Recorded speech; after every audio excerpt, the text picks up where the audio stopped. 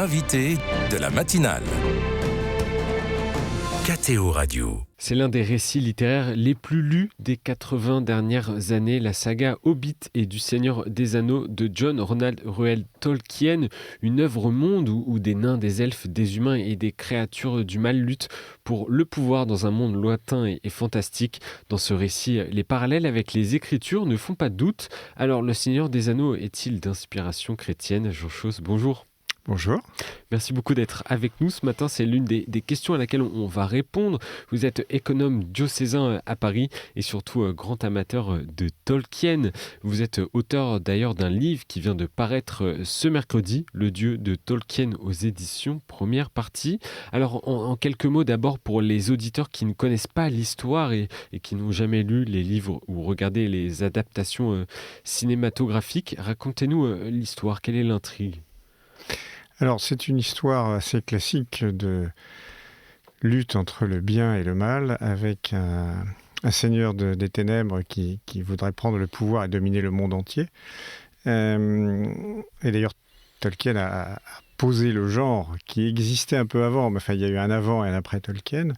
Mais la différence par rapport et la grande originalité du Seigneur des Anneaux, c'est que le but de la quête n'est pas de conquérir le pouvoir ou de conquérir un trésor, comme dans la plupart des contes de fées, où le héros part à la recherche d'un trésor. Là, c'est de le détruire. C'est-à-dire de détruire l'anneau, qui est l'instrument de pouvoir ultime, pour éviter que quiconque puisse asservir le monde. Donc c'est une quête inversée, ce qui est très intéressant. À quelle époque Tolkien a-t-il écrit Alors, il a d'abord écrit un roman pour enfants qui s'appelle Le Hobbit, qui était une histoire qu'il racontait le soir à ses enfants pour les endormir, et puis ils aimaient, donc après il l'a écrite et il a réussi à se faire éditer. Le Hobbit est sorti en 1937, c'était un succès, et donc son éditeur lui a demandé une suite. Et donc il a commencé, il s'est mis à partir de 1939, il a travaillé pendant 10 ans, parce que c'était un perfectionniste compulsif, il réécrivait sans arrêt parce qu'il n'était jamais satisfait, et Le Seigneur des Anneaux a été finalement publié en 1953. Enfin, 53, 54, 55, à chaque tome, une année. Voilà. Et donc au cœur de cette interview, on y va, Tolkien était catholique. Comment vivait-il sa foi ? Alors Tolkien était effectivement un catholique très pratiquant. Il était né protestant, mais sa mère s'est convertie après son veuvage, quand il était encore jeune, il avait 8 ans. Et à l'époque, dans l'Angleterre juste post-victorienne, ça ne se faisait pas. Se convertir au catholicisme, c'était être mis au banc de la société. Et donc, elle a été rejetée par sa famille. En plus, elle est tombée malade du diabète et elle est morte donc peu de temps après, 4 ans après. Et lui a toujours vécu comme si sa mère avait été une martyre. Et donc, il a souhaité rester fidèle toute sa vie à la foi de sa mère. Et il était du coup très pratiquant. Il allait à la messe tous les jours. Il se confessait au moins une fois par semaine. Il a eu, sur ses 4 enfants, l'un d'entre eux a été prêtre, donc vraiment un catholique vraiment engagé. Est-ce que sa foi se retranscrit vraiment dans ses récits, notamment celui du Seigneur des Anneaux ? Alors on peut dire que oui. Il l'a dit lui-même d'ailleurs, il le dit, oui. Dans une interview, enfin quand il est devenu célèbre, donc à la fin milieu des années 60, donc une dizaine d'années après la publication du Seigneur des Anneaux. Une journaliste lui écrit en disant voilà, je voudrais écrire un article sur vous, est-ce que vous pouvez me donner des éléments autobiographiques pour que je puisse parler de vous ? Et il répond je vois pas l'intérêt de parler de moi. Avec un peu d'humour, il dit d'ailleurs, je sais que ce qui intéresse les lecteurs, c'est les détails croustillants, style l'alcoolisme, les enfants adultérins cachés, la violence conjugale, autant de choses dont je suis préservé, donc ma vie n'intéressera personne. Il n'y a qu'une seule chose qui pourrait les intéresser, c'est que je suis un auteur chrétien, ce qui peut se déduire très facilement en lisant mon livre, et plus précisément un catholique, ce qui est peut-être moins évident à deviner. Donc il le reconnaissait lui-même. Pour autant, comme il n'aimait pas l'allégorie trop évidente, c'est ce qu'il reprochait d'ailleurs aux écrits de son ami Lewis, les Chroniques de Narnia, qui trouvait trop évidemment chrétienne, et donc il trouvait que c'était un peu gros. Ça n'apparaît pas forcément à la première lecture. Mais certaines personnes y sont sensibles. Vous voyez, il y avait un autre... on a une réponse de Tolkien qui écrit une lettre dans laquelle il parle d'un courrier qu'il a reçu, courrier que nous n'avons plus, mais d'un lecteur se disant agnostique, mais lui disant « Vous avez écrit une œuvre qui irradie de spiritualité comme éclairée par une lampe invisible. » Voilà, c'est le terme, je pense, qui décrit le mieux cette spiritualité chrétienne rayonne, mais de manière invisible. Est-ce qu'il y a des éléments, quels sont les éléments les plus tangibles, les références les plus claires au catholicisme dans ces récits ? Alors, je pense que il y a plusieurs thèmes qui sont clairement chrétiens, certains plus spécifiquement catholiques, mais on ne va peut-être pas rentrer dans des détails aussi spécifiques entre chrétiens, catholiques, etc. La première, c'est la résistance, la tentation du mal, la tentation du péché. C'est très présent dans ces histoires. C'est le cœur même. Enfin, il y a deux cœurs du roman. La première, c'est effectivement la tentation du mal, et la tentation étant symbolisée par le maître anneau, justement, qui matérialise le mal, et toute personne qui approche de cet anneau est tentée d'être corrompu et de sombrer dans le péché, en fait. Ce qu'on voit très bien dans Le Seigneur des Anneaux, au moment où la communauté de l'anneau arrive en Lothlórien et que Galadriel tente chacun des participants pour voir s'il est capable de résister à la corruption de l'anneau, d'ailleurs. Les lecteurs qui connaissent verront de quoi je parle. L'autre thème qui est central, et là aussi c'est Tolkien lui-même qui le disait, que le thème véritablement central de son livre, c'était le problème de la mort, d'accepter la mort. Et ça, pour tout chrétien, c'est se préparer à la mort pour entrer dans la vie éternelle. C'est finalement le but de notre vie, c'est de pouvoir rentrer dans la vie éternelle un jour. Et vous avancez même dans votre livre que 3 personnages du livre des Seigneurs des Anneaux, 3 personnages principaux, d'ailleurs Gandalf, Frodon et Aragorn, pour ceux qui connaissent, sont comme des icônes de Jésus-Christ, des imitations. Oui.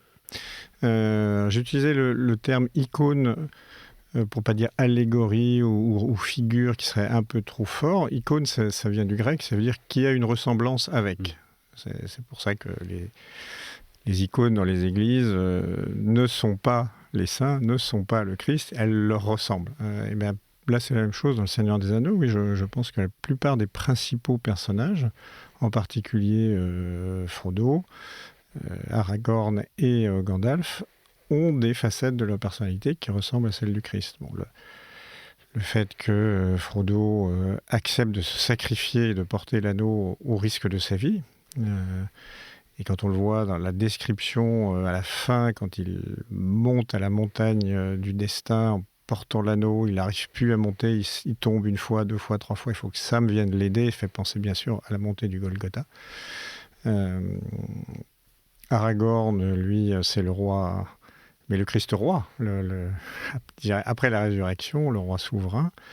Et Gandalf, le fait qu'il meure dans la Moria, qu'il ressuscite pour venir sauver le monde, lui donne une ressemblance avec le Christ. Donc selon vous, on peut dire que ces œuvres de Tolkien sont directement inspirées par les Écritures ? Je pense qu'on peut le dire, oui. Alors c'est pas l'unique clé de lecture possible, évidemment. On peut aimer Tolkien sans être soi-même pratiquant ou chrétien, mais oui, je pense que véritablement, c'était dans l'esprit de Tolkien, il était imbibé de culture chrétienne, imbibé de lecture des Écritures.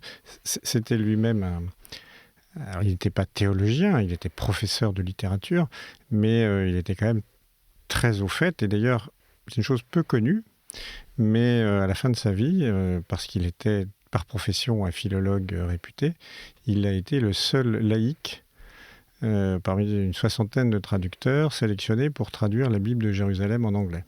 La première version de la Bible de Jérusalem en anglais, il y a un livre, le livre de Jonas, qui a été traduit par Tolkien. Donc ça montre combien il était imbibé de culture chrétienne, et ça ressort dans ses livres. Ces dernières années, Le Seigneur des Anneaux est devenu une référence pour certaines communautés catholiques et protestantes, comme des récits directement chrétiens. Comment vous pouvez l'expliquer ? Je pense qu'en fait,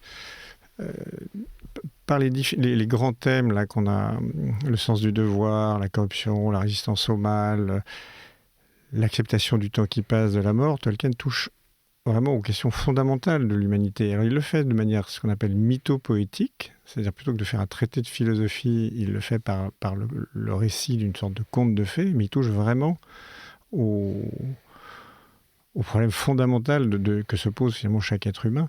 Et du coup, il touche tout le monde, de la gauche à la droite, des jeunes. C'est étonnant de voir qu'il y a des fans de Tolkien à tous les âges, par exemple. Donc, je pense que ça s'explique par ce côté universel de son message, en fait.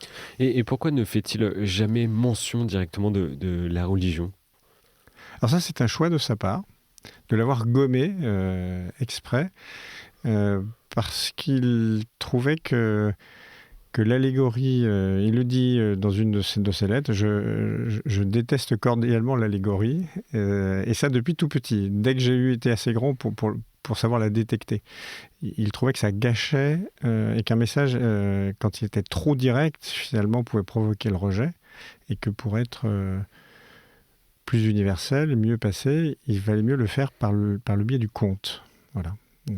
Plutôt que de faire de l'apologétique direct, clair, il préférait le faire par le biais du conte de fées. Il a écrit d'ailleurs un essai qui s'appelle Du conte de fées, dans lequel il explique ça très bien. Et est-ce que Tolkien s'inspire d'autres textes sacrés ou d'autres grandes mythologies dans Le Seigneur des Anneaux ? Alors bien sûr, oui. D'ailleurs, tout au début, quand il avait 20 ans, il avait pour projet, il a dit, d'écrire une mythologie pour l'Angleterre. Donc il voulait écrire... En fait, il considérait que les Bretons au sens celtique du terme, avaient la mythologie arthurienne. Les Français avaient la mythologie, ce qu'on appelait la matière de France, donc la chanson de Roland, etc., tout ce qui est autour de Charlemagne. Les Grecs avaient la mythologie grecque, les Scandinaves, les Eddas, etc. Mais il n'y avait rien pour l'Angleterre. Donc il avait ce projet-là aussi. Et après, il a mixé sa foi et ce projet de mythologie. Donc le Seigneur des Anneaux et tous ses écrits sont aussi imbibés de mythologie grecque, bien sûr, parce qu'il était un excellent classiciste. Il écrivait le grec couramment, mais aussi de mythologie scandinave. Il lisait, écrivait couramment 5 ou 6 langages du Nord, le vieux anglo-saxon, le vieux norrois, etc. Finalement, c'est un récit qui n'a pas touché que l'Angleterre, mais qui a été ouvert à travers le monde et qui a intéressé au final beaucoup de personnes. Le Tolkien et le Seigneur des Anneaux touchent le monde entier. Alors c'est sûr que ça a commencé par le monde anglo-saxon, puisqu'il était publié en langue anglaise, mais maintenant il transcende complètement le monde anglo-saxon. Et même, alors il se trouve que c'est un hasard, mais j'ai vécu en Chine quelques années, je peux dire que même en Chine, alors que c'est une culture pas du tout chrétienne, là pour le coup, il y a une communauté de fans du monde de Tolkien. Mais toutes ces anecdotes, et pour en découvrir davantage sur les récits de Tolkien, je vous invite à découvrir le livre de Jean Chausse qui vient d'être publié ce mercredi, Le Dieu de Tolkien, publié aux éditions Première Partie. Merci d'avoir fait un crochet ce matin dans les studios de KTO pour nous livrer ces éclairages sur Tolkien et son inspiration chrétienne dans ces récits. Merci à vous, Jean Chausse. C'est moi qui vous remercie.